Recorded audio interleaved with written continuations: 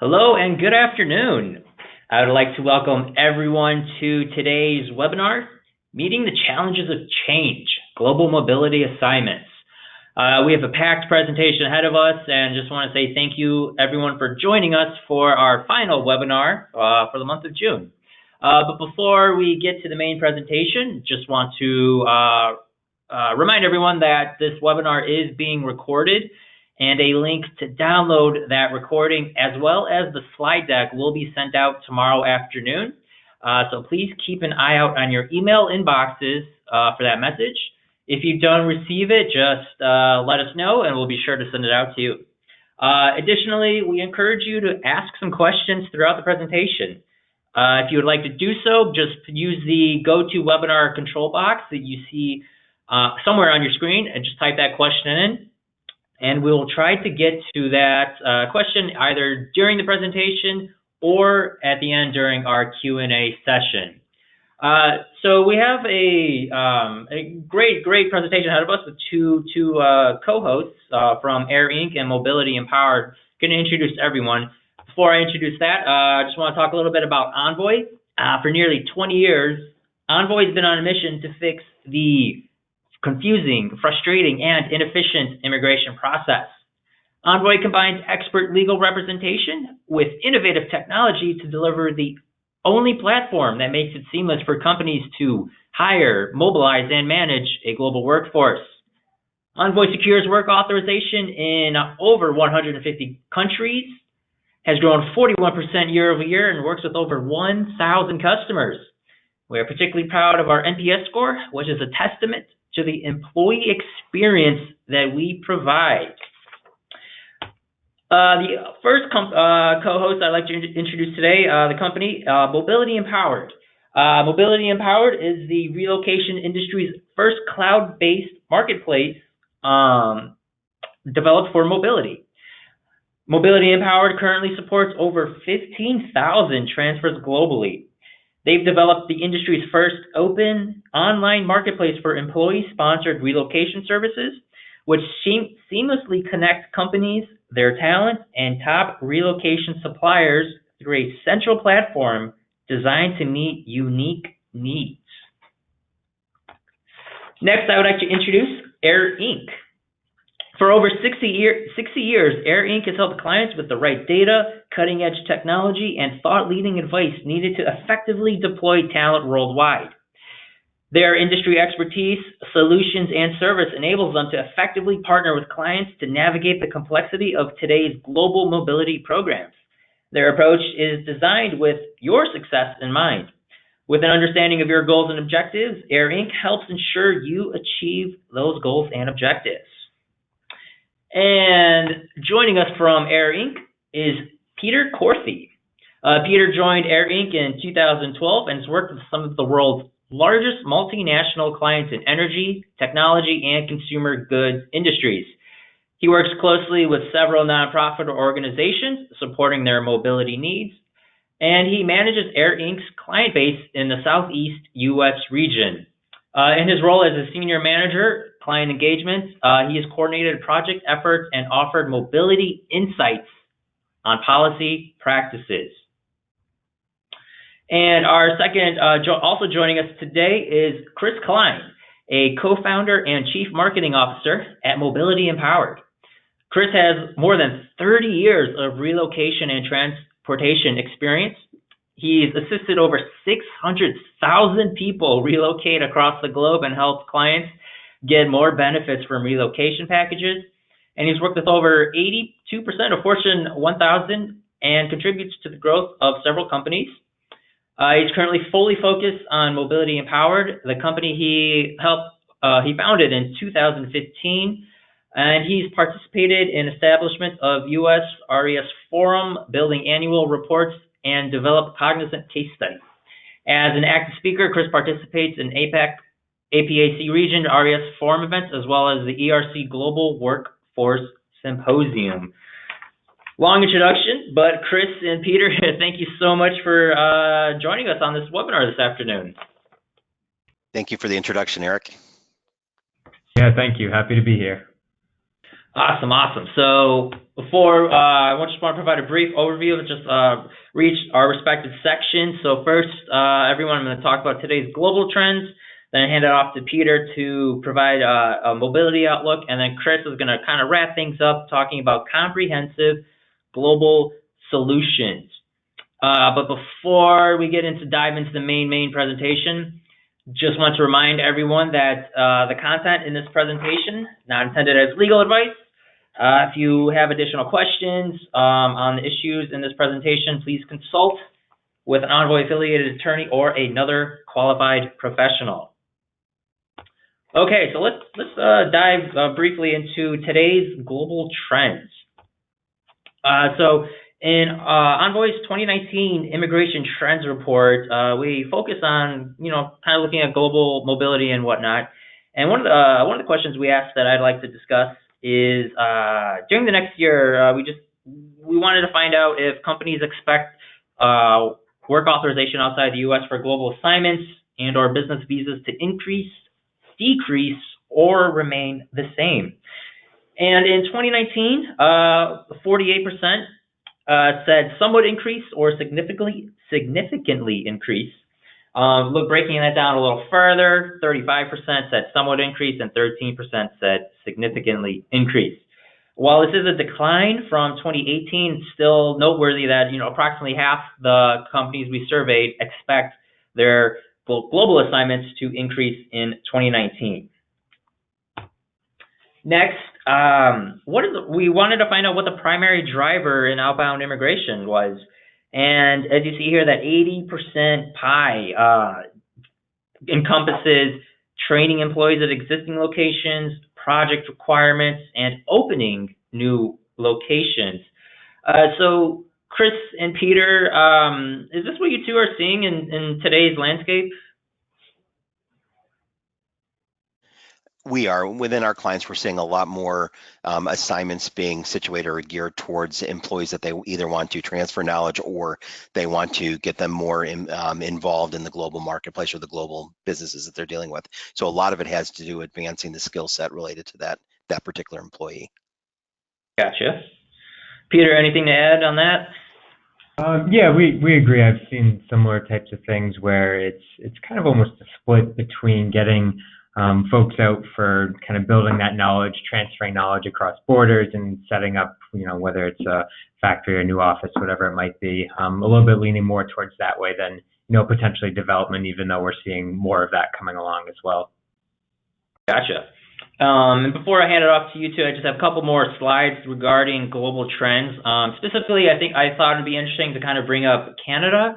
We're hearing a lot about Canada and how their programs are attracting immigrants from all over the world. I believe they have a goal of attracting approximately 1 million immigrants by 2021. So briefly, we just asked employers if they consider Canada's immigration policy to be more favorable than U.S. policies, and as we see here, 65% said yes, and then not too surprising there. And then, are you considering Canada for your company's expansion? And as we see here, 38% said yes, and then 21% already have at least one office in Canada. So kind of just diving a little bit deeper into global trends, thought it was noteworthy to bring up a country that companies are looking at. And additionally there, we see that 63% of this chart here encompasses companies sending more people to and hiring more foreign nationals in Canada. 13% are only sending more people to Canada, and 15% are only hiring more foreign nationals in Canada. And finally, we'll talk about some of the challenges in a bit, but laying the groundwork for that. We asked companies what their biggest challenges surrounding global/outbound immigration. 33%, as we see here in the first one, 33% in 2019 said differing regulations in each destination country, which is up from 31% in 2018. Maintaining accurate records in 2019, 29%, similar to the year before. Same thing, you'll just go down the line. These are some of the biggest challenges surrounding global and outbound immigration. So, Peter, I'm going to turn things over to you now, kind of discuss the global mobility landscape a little bit more. What can you talk to our audience about today? Great. Thanks, Eric. Yeah, so each year AIRINC does what we call our Mobility Outlook Survey, where we reach out to companies throughout the world. I think we get around 150 plus, and really just ask them about kind of what they're thinking about in terms of mobility. Not necessarily specific line by line policy type questions, but more so what they're seeing for trends, what they're trying to do, different factors that they might be making their decisions, and kind of where they want to go. And with that, we try to pull out some different trends that we have and look into the different areas that we see companies moving towards, and really try to build that as a way where we see the quote unquote mobility outlook, what we're trying to see going on. And so I'll be talking about that over the next couple of slides here. And the three main trends that we had this year were making good decisions, ensuring effective governance, and communicating creatively. And all of those kind of tied together in a policy kind of mobility sense, but also, we see that they're kind of shifting towards gearing towards kind of enhancing mobility's presence within a company, making it kind of more of a strategic knowledge type base. And these all kind of work towards, in their own way, getting the mobility programs there. So we found some really interesting stuff that relate to that and how that works out. And, from anecdotes from different clients I've talked to about getting, looking for bigger seats at the table. And it's interesting that kind of came through in this Outlook survey. So I'll be touching on these three different areas going forward. So the first, we're going to start with making good decisions. And that is in the context of kind of moving assignees, getting people on the right policy, making sure that of the way that the processes and the policies are set up, that they're being used correctly, and there's making good decisions around that. And there's kind of two ways to think of, the first question we asked is, what do you consider to be the most important outcome of a cross-border assignment? And there's sort of two ways of looking at this. As you can think of the short term, kind of like cost-filling talent gaps, sort of what Eric was talking about earlier, what we saw from that big percent there. Just you have a need, you send somebody and you fill it. And the other is more of a long-term approach for the outcome of these assignments, where you get some more ROI, some workforce succession planning, maybe business development. So there's a couple of different ways of looking at it. And what we asked for the response to answer was basically rank the different options from 5 most extremely important to 1 not important. And we found that overwhelmingly, respondents answered that they want to fill staffing needs in locations where skills are not available. So that's 4.1. That was the highest. Kind of a short-term approach and kind of a transactional goal that meets these short-term needs.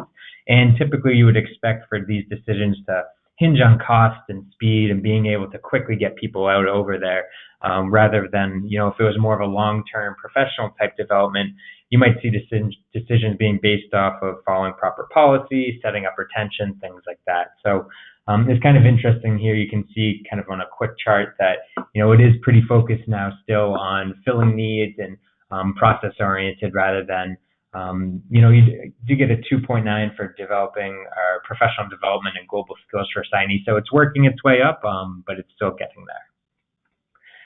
So if we go to the next slide, the next question we asked is similar, but kind of from a little bit of a different perspective. We asked, how does your mobility function know it's successful? And the respondents could have different responses here, but the top 3 are pretty overwhelming in the sense that they kind of have mobility programs. Think they have 3 main customers. We have the business, as you can see, 87%. You're looking for positive feedback from the business. 75% compliance risk minimized, so focused on compliance, but also that can mean kind of the reputation of the company and the mobility program, and also positive feedback from the assignees. So you kind of have 3 different, customers there, and that kind of ranks the priority for it. And a little bit further down, you could kind of see different things like reducing exception requests, budget not exceeding, so keeping costs contained. But the other interesting one here is about a third of companies look to increase that, enhance the employee commitment. So kind of going back to the last slide, we're looking at, that's more of a kind of focusing on a long-term ROI strategy. And that's a way that a mobility program might be more talent aligned and think long-term.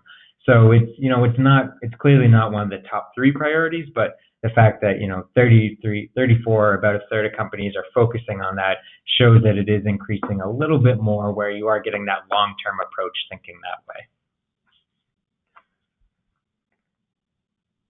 So in kind of a similar idea, we asked, what do you use to measure an employee's success on assignment? So before we were talking about how do we know if the mobility function is successful. This is more focused on the employee's success on assignment. And so kind of surprisingly, 57% of the respondents don't measure success on assignment. And, that's kind of the short term. We have to go get the person there, do the job, their success. It's, did the role get completed or not? Is the person there? Is the need filled? That might be a way of looking at it. Other respondents say they have a satisfaction survey, maybe a job performance rating when they're on assignment, maybe, even down to the small 6% job promotion during assignment.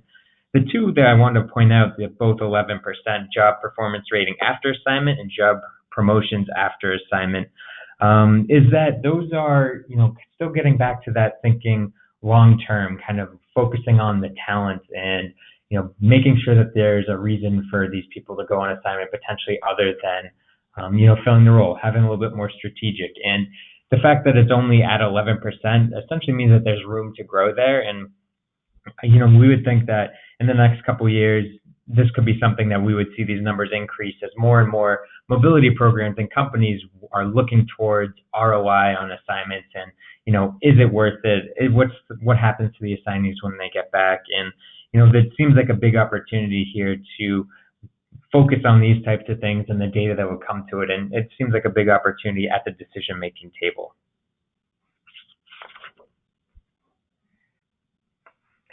And so kind of piggybacking off of that, we take a look at, do you track retention rates after repatriation? And an overwhelming number of respondents simply do not track retention rates, so 70%.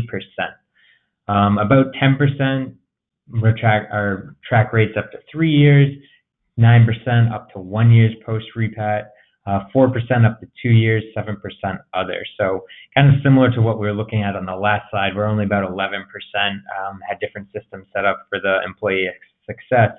This is just strictly tracking repatriation. 70% do not do this. Hey, Pete, I just want to hop back on for a quick second. Sure. So that's 70%. Surprising stat that, 70% of companies don't track post repat retention. Any idea on why this may be the case? Sure, that's a great question. And, I think it's twofold in the sense that one is that technology may or may not have caught up to this yet. I think we're seeing more technology come along where it's focused on tracking employees after repat and seeing where they go throughout the company, if they leave, if they burn out, whatever it might be. But I think, from different clients I've talked to and things like that, it's not quite there yet. There's not an easy process. But the way I see things going, it seems pretty likely that that'll come in the not too distant future. The other part of that is that mobility is kind of siloed. So, it can be involved, strategically with the business partners as before assignment, determining who goes, the policy, things like that. And also deals with assignees, obviously on assignment and all the process and things like that. And, you might help assignees as they repat and come home, but once they repat, the assignees are essentially back to being a normal employee and not really in the realm of mobility. So it's a little bit out of sight, out of mind, or, once they're back, they're not mobility's responsibility anymore. So that kind of explains why, at least from a mobility perspective, this tracking might fall off, because it's not, a lot of times it's not in the typical mobility functions job responsibilities to track assignees once they get back. And whether that changes or not in the future, we'll see, but it does, as I've been saying, it does seem like there's more of an appetite to look into how these people, the assignees come back into the workplace, where if they get promoted, really what happens to them, and whether that will fall under the mobility function or not, it will be interesting to see. Gotcha. Thanks for elaborating on that. Sure.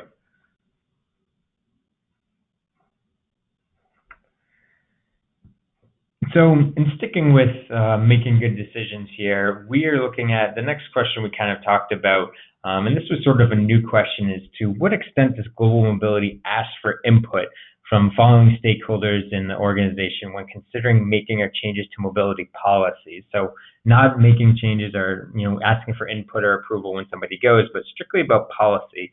And again, similar to 4, 5 always, 1 never.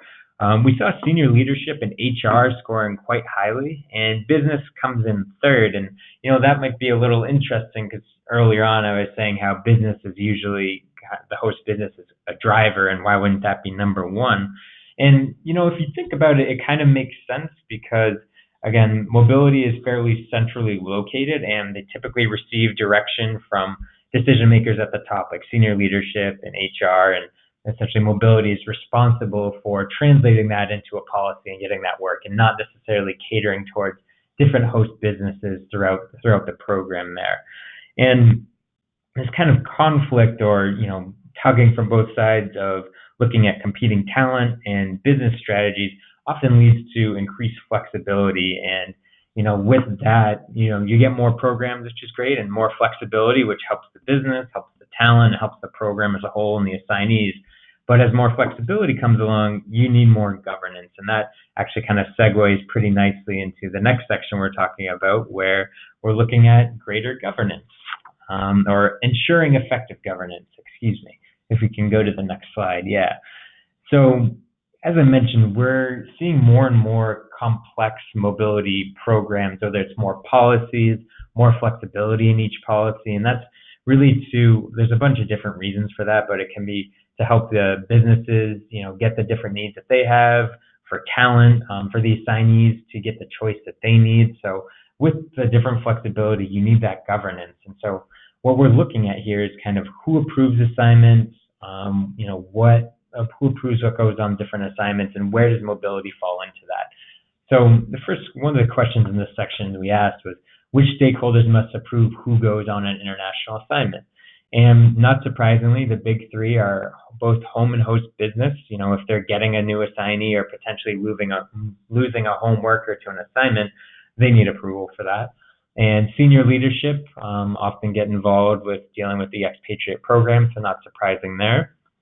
The one thing I did want to point out here is that in the bottom right here, we have 33% of global mobility. So a third of companies have their mobility program approve international assignment. And really, that is probably the most effective governance you can ask for, because who knows the mobility program better than the mobility department? They probably have a very strong grasp of who should be going on what assignments, how to handle these assignments, how to properly communicate, everything like that. So, as that number potentially grows, I wouldn't imagine it would get bigger than the business or senior leadership, but the more mobility gets a say in deciding who goes on what and setting up with the governance is typically a good thing for that organization.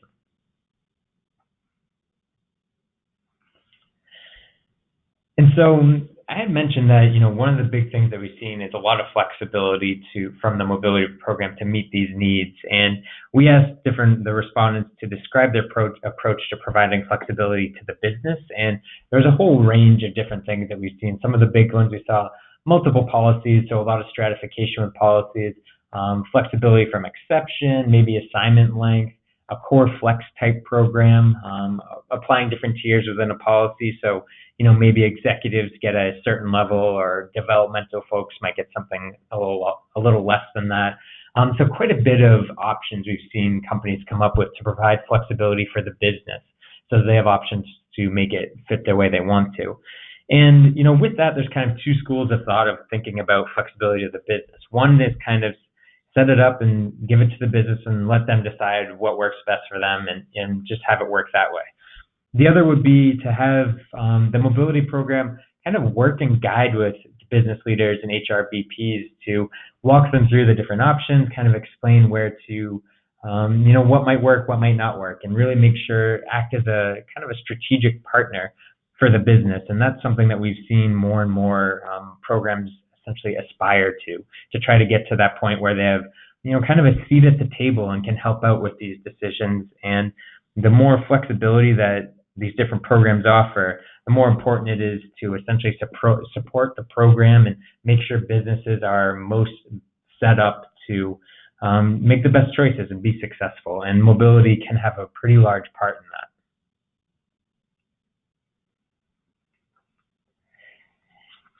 And so just like that, so for the next question that we asked is that if you have a flexible approach, who typically decides which policy package applies? So, who is responsible for deciding what which assignees go on what program and what they qualify for? And the most that we received, at 40% or 39%, is where Global Mobility recommends which policy or package that would apply, but the business ultimately decides. And that's that partnership that I was talking about, where programs, mobility programs essentially work to get a seat at the table to act as a strategic partner and help these businesses make a successful decision for these assignments. So, make sure that they get off the ground and select the right program for all the cost reasons, make sure they're not, bending the rules and putting people on inappropriate programs. Getting those executives on host local salaries doesn't always work out, even if it looks like it's going to save money. And so, that's where we see a lot of this going, is getting mobility to a strategic point of view where they can help businesses make the best choice and, potentially push back on some things if there's anything they might disagree with. Is there any issue on governance? And really just making sure that communication is the best feature, right? Making sure that those business partners know what the different programs offer, who should go on what, and have all the resources to do that. And communication is pretty strong in that. And again, that's kind of the other trend that we found here. If we go to the next slide, one of the big things we found was communicating creatively, but also effectively. And so when we're talking about communication from a mobility perspective, there's probably two ways to look at it. Basically, communication with the assignees and communication with the business partners. And both are key to a successful program and successful assignments. And so for this question we asked, are you doing any of the following to improve the employee experience? And that was one of our trends from last year, actually, is to focus on employee experience. And a lot of organizations are talking about that, making things easier, making things more transparent to employees. And there's a lot of different ways to doing that. So the big one we saw was streamlining the employee's point of contact, so 61%, whether it's providing a single point of contact or eliminating it down from 11 for each different step to 2, whatever it might be, streamlining that process so it's simple and easy and a good experience for the employee. Automating transfer workflow, providing goals, offering policies that allow some flex. There's a lot of different options there. So with all of these, it's important to communicate and make sure that they're understood correctly for the assignee. And also, it's important to focus on that business to make sure that they're set up in the best way possible to make sure that they have all the information they need and they can communicate to the assignees correctly. So if you have HRBPs talking to assignees, you want to make sure that the mobility program has given everything that they can possibly need to, make sure that business is successful. So they're not doing things like breaking residency when they shouldn't, or, incurring unnecessary losses or immigration issues. So basically acting as a partner to make sure that everything goes smoothly there. And from the mobility program to the HRBP to the assignee and kind of everything in between there. And it's a great opportunity for mobility programs, from what we've seen, to really increase their presence and kind of make a brand for the mobility program, essentially. So kind of brand themselves as a center of knowledge, a center of excellence, so that when people in the organization work with that, they know that they're going to get the results they need. They're going to get a lot of help. It's going to be smart. It's going to be fast, and really work that way through communication and knowledge to brand themselves as a more than just a transactional piece in the company, but more of a strategic partner there. And the last bit that we have to talk about is still about communicating creatively, but more of a focus on the assignees, in the sense that we're seeing a lot more of this flexibility with lump sums or providing cash allowances. As you can see here, there's a bunch of different options that we're seeing more and more companies move to. And with that, the flexibility is great, and the potential loss of or potential reduced administration is great, but it really puts a lot of emphasis on communication because, you're getting rid of some administration and not doing everything for the assignee, but if it's not communicated effectively, talking about intent or process, then you might give an assignee a huge lump sum, and if they don't know what to do with it or where to look, they're going to get a lump sum and then still call you anyway to try to figure out what to do. So it's important to, kind of create a culture of great communication, really friendly, really easy for assignees, and that's, clearly communicate the intent. And there's a lot of different ways to do that, whether it's through videos, virtual marketplaces, webcasts, online portals, whatever it might be. We find that that's a way that a lot of companies are moving towards is making, I've even talked to a company that's trying to make an app so that all their assignees can have one. And, it's really just trying to get to that streamlined focus there where it's great communication for a great assignee experience. And that kind of wraps up the trends that we've seen here on our survey. And again, it's broken down a little bit, but really what we're finding is that a desire from a lot of these mobility programs to kind of increase their presence and really become a strategic partner and also kind of a knowledge center within the business to make sure that they're not just transactional, that they're being tapped as a resource and that the assignments are going off without a hitch. So kind of a shift and exciting. Hey, Peter. Yeah, great. Thanks. Great section. Do have a question that came in while you were presenting these findings and whatnot. So the question is, do you find that most HRIS/HCMS don't really collect the GM data?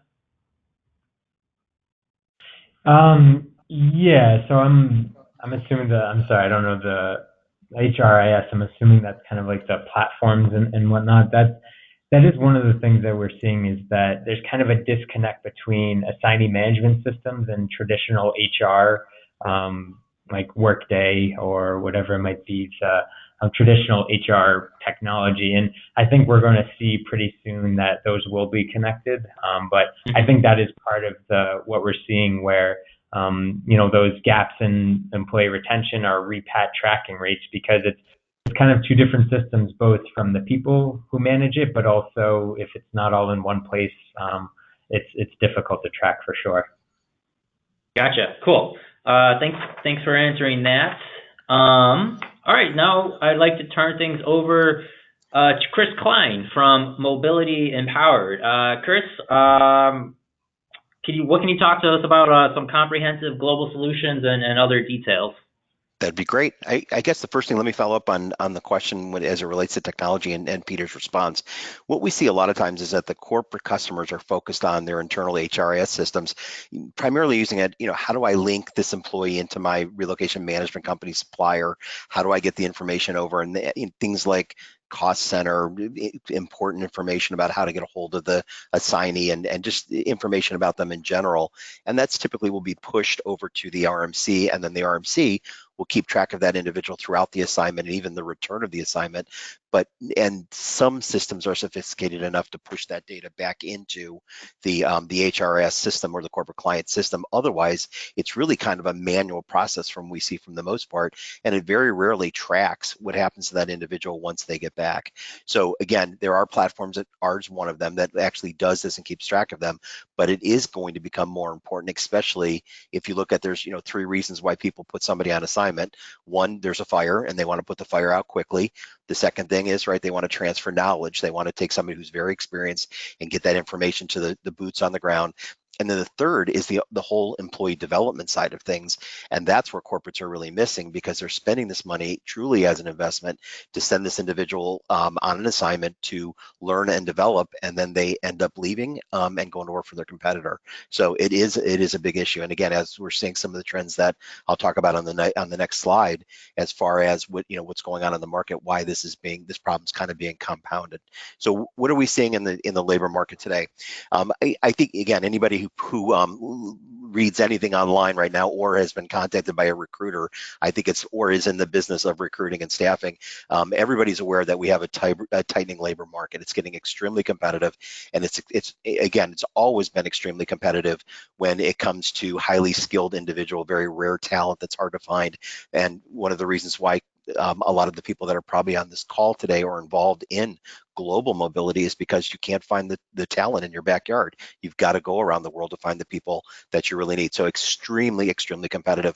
We're seeing, again, a lot of this data is based on what we see with our current clients. Increase in one-way transfers. The days of assignments where we're going to send somebody on assignment, we're going to pay for all of their housing, all of their expenses, we're going to tax equalize them, we're going to make sure that, we're just going to put them on assignment and then we're going to move them on to the next location afterwards, is really being reduced now. I think we're seeing, and there's a couple shifts for that. One is that, the workforce today is a little bit more open to mobility. They're a little bit more open to the adventure aspect of going on assignment, and they're not as demanding when it comes to what they're actually expecting on the relocation. The other thing that we're seeing with the corporate clients is that they're not really looking at these as assignments anymore. They're looking at them and saying, I'm going to send Mary to Kuala Lumpur, and I don't know where we're going to send her after that, and I don't know if we're going to bring her back. But the main thing is we need her skill set in Kuala Lumpur, and she needs to go. And here's a benefit package, and here's some information for you, and we're going to try to get you settled, and there you go, one way.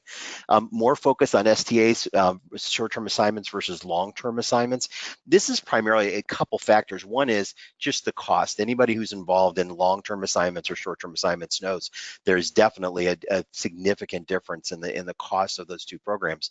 But when it relates to that kind of putting the fire out, transferring knowledge, how long should that take, right? I mean, if should that be 6 months? Should it be less than a year to get those problems taken care of? And even from a training standpoint, how much time does that person really need to be on assignment? So we're seeing more and more short-term assignments, and not just on a global basis, but we're even seeing more and more short-term assignments within the United States and within some of our other major markets, where they're basically saying, we're going to put this individual on this project for 2 or 3 months, and hopefully they'll learn what they need to learn or fix what needs to be fixed, and then we'll bring them back to the next fire or bring them back to corporate and have them join the corporate team.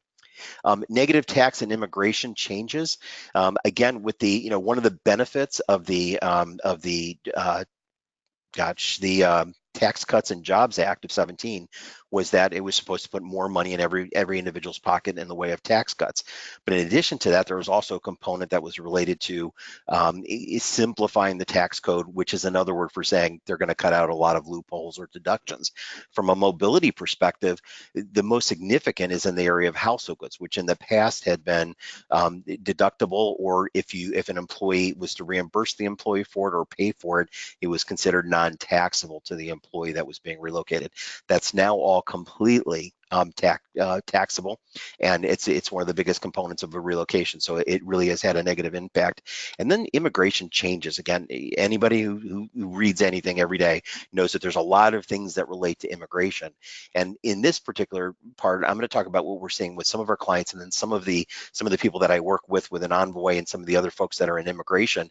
And that is, it's just getting more difficult. It used to be you can submit the paperwork, you can get it in. If it was pretty accurate, you can most likely, and that skill was there, most likely you were going to get that person, and they were going to be able to come into the United States and work and do the job that you want them to do. Once they were here, there was also a little bit of flexibility as far as how long they could stay. What we're seeing now is things are being reviewed where maybe 10% of applications would be reviewed. In the past, it might be 90%, and that's actually a number that one of the immigration attorneys that I've spoken with said almost 90% of those applications come back now with some kind of a problem, or they have to be appealed. So that's become a major issue. So it's taking longer to get the immigration done. The other part that I'm seeing, and it was interesting that one of the surveys showed that Canada is, companies are thinking about moving more and more people. Well, if you're dealing with U.S. corporations and you're supporting them with talent that's from outside the U.S., and your hope was to bring that talent into the U.S. to support those corporations, and now the immigration guidelines have become more rigid, strict, however you want to describe it, but they're just harder. It's harder to bring people in. Well, Canada's not far away. So it's interesting. We work with a partner up in Canada, and he refers to himself as, we're here to basically support the U.S. And if you look at where the population is, now this is a joke on his part when he was saying this, but the reality is they're drawing a tremendous amount of talent now because of their proximity to the U.S. So if, I've brought in a bunch of employees into the U.S., and now I know that I'm not going to be able to get their immigration renewed, but I still need to support those U.S. candidates or those U.S. clients. It's better to send them to Canada than it is to send them back to their foreign location. So that's kind of where we're seeing those changes. And then just an absolute focus on cost. I mean, it is, again, I can't believe that I've been doing this over 30 years, but I have, and cost has always been a pressure point when it comes to mobility, but nothing like I've seen today. And the unfortunate part is most people think that focus on cost means just cut benefits or just don't do anything for the employee. Actually, what it means is we need to find ways to spend the money better, and we need to be more efficient in what we do. And that's where we're getting our clients to focus on, let's determine what's needed for these assignees and where they're going to and how we support them. Hey, Chris, yeah, before we go on to the next slide, to your point about Canada, I mean, it is crazy just how many jobs or immigrants they're attracting over there. I think there was a recent stat that like Toronto is creating more tech jobs in Silicon Valley or some crazy thing like that. But yeah, so I'm just going to move on to the next slide for you, and you can get right back into it. Perfect. Thank you. So, again, policy descriptions, everybody's got their own policy descriptions, but for the most part, when I looked at different policies, I try to think about, again, for doing this as long as that I have, I'm now starting to almost see a full circle as it relates to relocation. When I first started in relocation and quote global mobility, for the most part, with an exception to some very large tech companies, it was really all about executive relocation. It was about getting the people that, might be going on long-term, very complex long-term assignments, or they were senior leadership. They had to buy and sell homes and very complex as it related to relocation. And that's kind of how it got started in the full service side. And what a lot of corporations did, and again, I'm going back to the 80s, is that they would work on policies and they would come up with itemized policies. And the idea is that these are the components we're going to give you for your relocation, because we think one size fits all actually will work, because at that point it was primarily executives. But the idea is we're going to go ahead and we're going to itemize. We're going to say you get this for home sale, you get this for tax equalization, you get this for destination services, whatever it may be. But items are stated with limits and based on services utilized, and then and that kind of equaled rigid with limited cost control. If you go out with just a standard policy and say, we're going to give you these 15 items, and there are no dollar caps or quantity caps that are associated with that, and dollar caps would be, we're not going to help you sell a home if it's over $2 million. We're not going to move over 30,000 pounds. We're not going to give you more than 60 days of temporary living. There's some control on cost, because you're controlling the amount of time or the services that are being utilized. But for the most part, it is a fairly open checkbook, because there's no overall number that's budgeted to that. And what that typically meant for the relocating employee was that they ended up not having a lot of choice. And the common arguments were always, I'm not a homeowner, but I need 90 days of temporary living. Why can't I get that? Or I'm not moving anything. Why can't I do this? So then that kind of led to, we saw rigid policies become more flexible, where pieces of parts of the policy were geared towards cash out or money in lieu of services, and a little bit more flexibility there. But now it's actually gone even, full all the way in regards to the money, where we're seeing a lot more companies going to a lump sum. And again, this is a single payment and offers complete flexibility. Hey, Bob, I'm moving you to Singapore. Here's your $50,000. Get there the best way you can, find your house the best way you can, and hope it all works well for you. And we look forward to seeing you on August 1st. And again, here's your money, ultimate flexibility, because that individual has the right to spend it however they want to.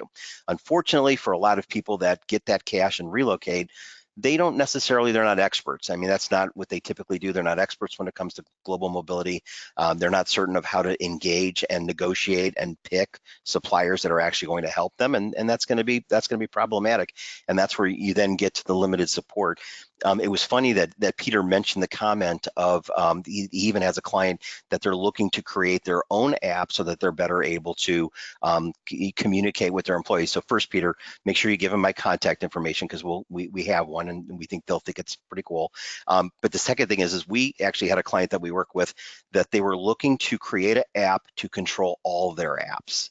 So I think everybody out there is thinking that there probably is going to be a technology fix for all of this, but I think it's a combination of a technology fix and then some supporting for those individuals as well.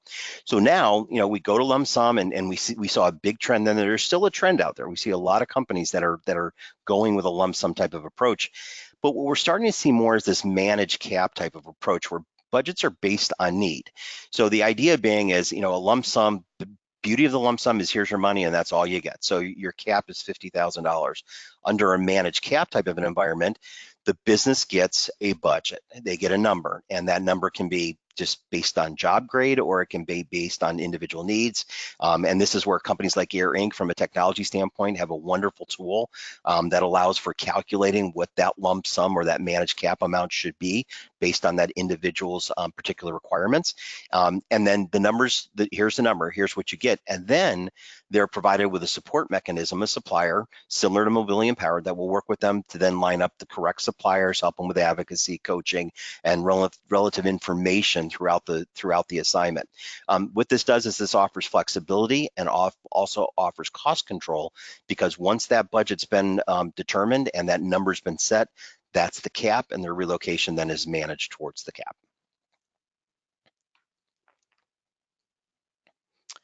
So objectives, what are we seeing from clients from with all, and again, all the data that was shared this morning or this afternoon on the trends are certainly, I think many of the people that are on the phone will probably be able to comment on those and say, yeah, this is pretty consistent with what we are as an organization. The next area we want to look at is, what are we seeing from corporations as far as their objectives with this tightening labor market and changes in the way that mobility is handled. First thing is, a key objective is to control the price, offer flexibility without creating manual process. Those are the big things, right? And that's what we had representatives this week that were at the SHRM event, and one of the most common themes that we heard from people, HR professionals that were at that conference was, we don't do enough when it comes to mobility. We know we're not doing enough to attract the talent that we need, but the finance team and senior leadership isn't ready to go out and create all these processes and spend all this money without knowing exactly what the ROI is. So the magic here is offer flexibility without creating a bunch of manual process. So how does technology help? On the next slide, I've just got some examples of where we see clients are trying to offer flexibility, support the employees, but then also automate the process. So the first one is enrollment, needs assessment, and service order wizards. So this is something that wizards have been with us for quite a while. Actually, if one of the favorite products that I see out there is TurboTax, and that's probably one of the first experiences I ever had, even with it when it wasn't online and it was a disc that you entered in the computer. It would walk you through a series of steps. It would ask you some questions along the way. You would answer those, and then it would determine the next questions to ask based on the way that you answer those previous questions. So what we found is, in too many situations, regardless of the type of relocation, lump sum, managed cap, or standard policy, was they're constantly giving the same information to different suppliers, to different people, and then they're getting burdened with providing all this information they keep having to provide that information. So what we've seen companies do is they're looking to automate this whole process. Tell me who you are, tell me who's going with you, tell me what you need, let's get your dates correct, and then based on what those answers are, then send out service orders or gain acknowledgments that you need to get approved along the way as well. So that's a critical way of streamlining the process. Next one is budget calculators and approval routing. So with a standard policy, the problem again is without a needs assessment and without a budget, it's hard to determine exactly what the costs are associated with that. So we're seeing a lot more companies that are going through more budgets now. So again, creating tools that offer for calculating the budgets, and then based on what those budgets are, getting approved from the stakeholders in advance. Next part is online community guides. Google's a wonderful thing, but Google can be a disappointing thing when it comes to try to find the place you want to live, as far as safety, education, all those types of things. So we're seeing support and we're seeing growth in this area as well, where there's some great tools that are being developed. Some of those are on Mobility Empowered. Again, when we talk about calculators, there's also some awesome calculators that are set up through AIRINC that we have actually worked with them together to actually create these ones. And then unaccompanied rental search. This is an area that we're seeing a tremendous amount of growth. One, primarily because the U.S. rental market is so difficult and so tight right now. A lot of companies companies would look in the past and say, well, we'll just hire a realtor or a rental specialist, and they can take them around for a couple days and maybe help them find an apartment. Unfortunately, that was in a lot of corporates' eyes, that was expensive, and they didn't want to offer it to their entire population. What we're seeing now is some really good unaccompanied rental search concepts that are out there, where the research is being done by a professional. Recommendations are being made based on that individual's particular situation. Apartments are being found, and then the leases are being reviewed again by a professional to help them avoid those high exit costs associated with this. And we're not seeing that just in the U.S. market, but we're seeing it in some global markets as well, where it's very popular. We will have a few thousand people between Amsterdam and London that will participate in unaccompanied rental search, and a lot of good feedback on that. So again, the whole point of the automation, the technology, it doesn't have to become problematic, it doesn't have to be rigid, and it doesn't have to just tell the employee you're completely on your own. It can actually help them and help the entire process. Gotcha. Thanks so much for talking about that, Chris. So that's going to bring us to our question and answer session. We're at about 1:51 Central Time. I do want to save some time there, but before I get to our questions, as I mentioned at the top of the hour, if you do have some questions, please type them in, and we'll try to get to them in this remaining time. I want to highlight some upcoming Envoy webinars that we have next week. If you're curious about the ABCs of immigration, curious about some employment-based visas, green cards, just immigration terms, please join us July 2nd. It'll be a good start to your 4th of July holiday. And then on July 10th, we're going to be examining the e-treaty visas. And please, as always, subscribe to Envoy's mailing list so you receive these webinar invites, as well as the latest trends reports and other content assets. And then want to cap things off here with our SHRM and HRCI continuing education credits. So if you just want to take a second to copy these down, these will also be included in tomorrow's follow-up email. Okay, so I'm just going to go back to the questions slide right here. And so Chris and Peter, I'm just going to ask the question, and you guys, if you just want to both provide input, just feel free to talk whenever. So we'll start with this one here. How has the global mobility scene changed in the last, 10, 20 years? Yeah, sure. I can, from my experience, and Chris actually touched on this a little bit, and from the 10 years or so, or well, 7 years since I've been doing it, is that I think there's kind of a shift towards, the different populations going out. It used to be kind of, maybe mid-level managers, executives with families, and now there's much more of a shift to also still having those, but also including younger people and developmental type assignments, and with that kind of a stratification of the different policies, because as Chris mentioned, there's kind of a different appetite for mobility and people going out and trying the adventure and trying new places. So with that comes different policies, leaner packages, and really less need of an incentive to get people to go. Great. Chris, anything to add on that? I think Peter did a good summary. It's just cheaper, faster, better, I guess, is the best way to describe it. A lot of companies focus these days. I like it. Gotcha. So we talked a lot about global mobility programs today. What other considerations, this individual wants to know, what other considerations may I need to keep in mind when setting up a global mobility program that were not covered today? Gosh, that could be its own seminar or its own webinar coming up, right? I mean, it's a great question. There's a lot to that question. I think the first thing is just having the end in mind when you're developing your program. What is it ultimately that you want to accomplish with these individuals that you're asking to relocate, and then most importantly, how do the stakeholders feel about that, and come up with a joint plan? Because again, even in some of the best programs that I've had an opportunity to work with, I still see a disconnect between the businesses and mobility. And a lot of that just comes to lack of understanding, and most importantly, not having the same objectives in mind when it comes to mobility. Gotcha. Yeah, I was gonna say I agree. I think that getting everyone on the same page is critical, and kind of sorting through what people want and the best way to set it up, and a little more specifically, also just taxes. Don't ever forget about taxes and compliance. The amount of questions I've heard about taxes and who qualifies and the details behind that is make sure you have a good tax partner. Peter, that's a great point. A lot of people forget about that. Transferees seem to have amnesia when it comes to tax briefings as well. And again, this is another example of automation. Now our expense tool has been set up to actually show them if they're being provided gross up assistance, this is the gross up and this is the total. If they're doing a managed cap, this is your budget, this is what you're asking for, and this is the taxes on that.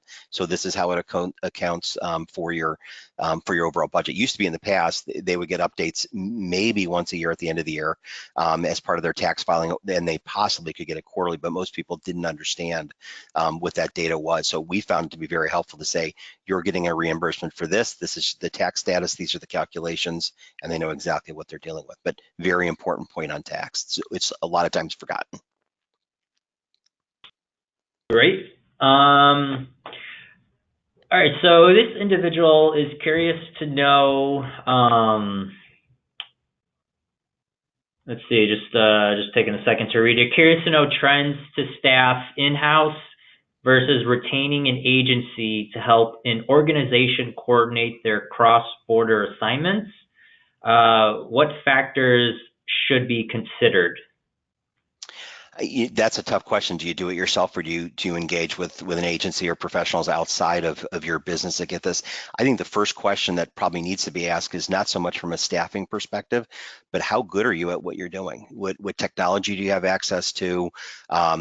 Is things like being able to work with budgets, accruals, authorizations, those types of things, and then the overall support.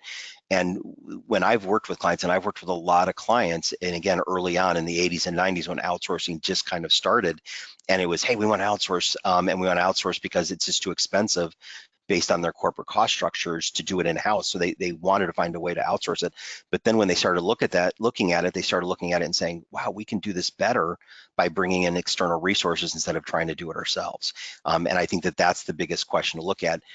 What I see probably the biggest headwind today when it comes to outsourcing or remaining in-house, it's typically there's the in-source model in-house, or there's the outsource with an RMC, and many of the RMCs look the same, right? When you start looking at them, they do these kind of programs, they rely on this kind of revenue, their expectations are this when it regards to the profile of the transferees. So I think it's important to then look at it and say, well, maybe there is a third option out there, and it's not an RMC and it's not in-house, but maybe it's a combination. That's a bit of a self-serving pitch because that's what we are. But the point being is, I think that you just got to look at it internally and give yourself a really thorough evaluation of how good is your program being performed in-house today. Gotcha. All right, so I think we'll use these last minute and a half, 2 minutes. I just kind of want to leave the floor open. Peter, Chris, as we kind of wrap things up here, any final closing remarks that our attendees should walk away with today? I just want to just comment and say thank you for all your time today. I hope that you found this presentation to be very helpful. I hope it helps you with your jobs. And when the survey goes out, if you didn't like my part, my name is Bob. So thank you, everyone. Yeah, thank you. I just agree with Chris. I thank you putting it together, and hope it was helpful, and appreciate some of these trends that are going on, and gives you some stuff to think about, and as you shape your program and everything going forward. So thank you for the time. Really appreciate it. Awesome. Thank you so much, Chris and Peter, for the excellent presentation today. I just did get a final question regarding HRCI code. It is up on the screen. Again, this will be sent out tomorrow afternoon in the follow-up email with the recording and slide deck. Chris, Peter, to all of our attendees, thank you so much for joining us.